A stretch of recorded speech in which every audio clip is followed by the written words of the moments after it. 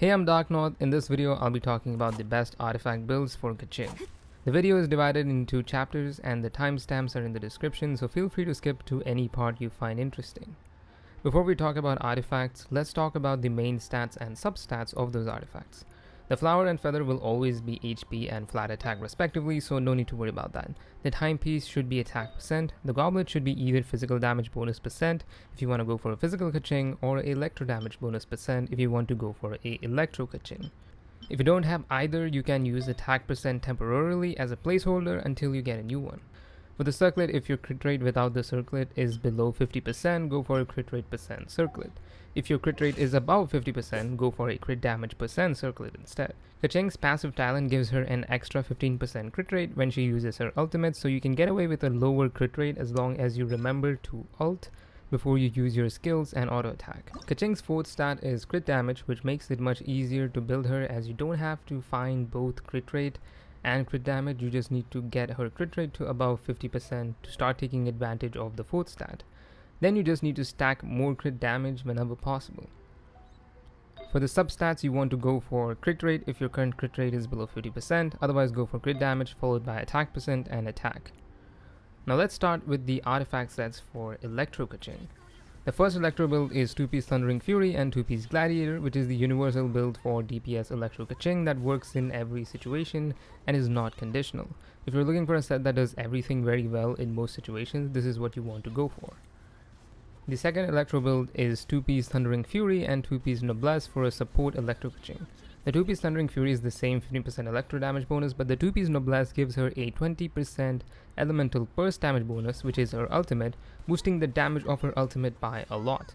This in turn means less damage for her skill and auto attacks, but increased ult damage, which is why this is more of a support Keqing build where you pop her E and Q and then switch to another character.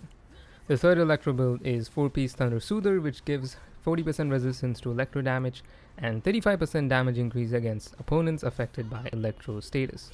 This is good if you don't proc Overload or Superconduct, as those reactions will remove the electro status from the enemies, meaning the only reaction you can proc if you use this set is electro charged, or just use physical damage after applying electro.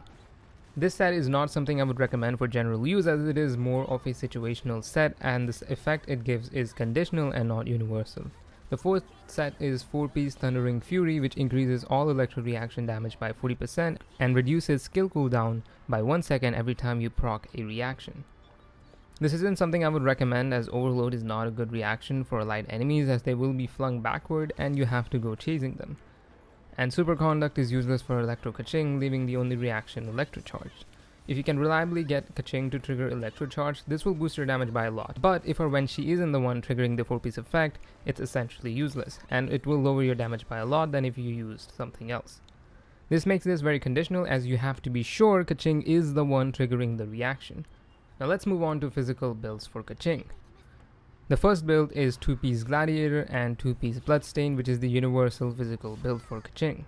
2-piece Gladiator gives 18% attack and 2-piece Bloodstained gives a 25% physical damage bonus, which is the universal set for physical Keqing that works consistently and has 100% uptime on damage. The next set is again 4-piece Thundersoother, which gives 40% electro resistance and 35% damage bonus against enemies affected by electro status. For this, you want to use Keqing's E or her skill once and not twice. You don't want to coat your blade into electro because you are using a physical Keqing, so you only want to use it once and then use a charge attack to do electro damage once and then apply electro status to the enemy, and thus you trigger the Thundersoother 4-piece effect and your physical attacks will do more damage. This is also useful especially for fighting electro slimes, as they will always have electro status on them.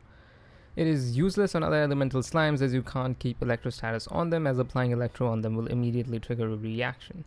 Apart from that, it's still a conditional set effect, so use it if you can trigger its condition reliably, otherwise choose something else.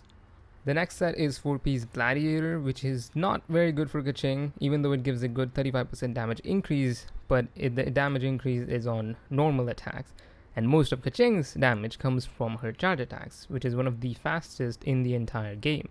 So using 4-piece Gladiator means you're forced to only use her normal attacks. So this isn't really recommended unless you don't want to use Keqing's charge attack for some reason, in which case go for it. The next set is 4-piece Bloodstained, which not only gives you a 25% physical damage bonus, but also gives you a massive 50% charge attack damage increase, but only after you kill an enemy and for 10 seconds, and that makes it conditional. It is obviously useless 1 versus 1, but is only useful when fighting a bunch of smaller enemies. So it isn't recommended for general use anywhere because it is so situational, but if you are in a situation where you know you can trigger its condition effect, then go for it, as it will give you the highest damage out of all the sets available. That's it with this video. If you guys found this video helpful, consider subscribing for more and let me know if you want to see any other character builds. Thanks for watching. I'll catch you guys in the next one.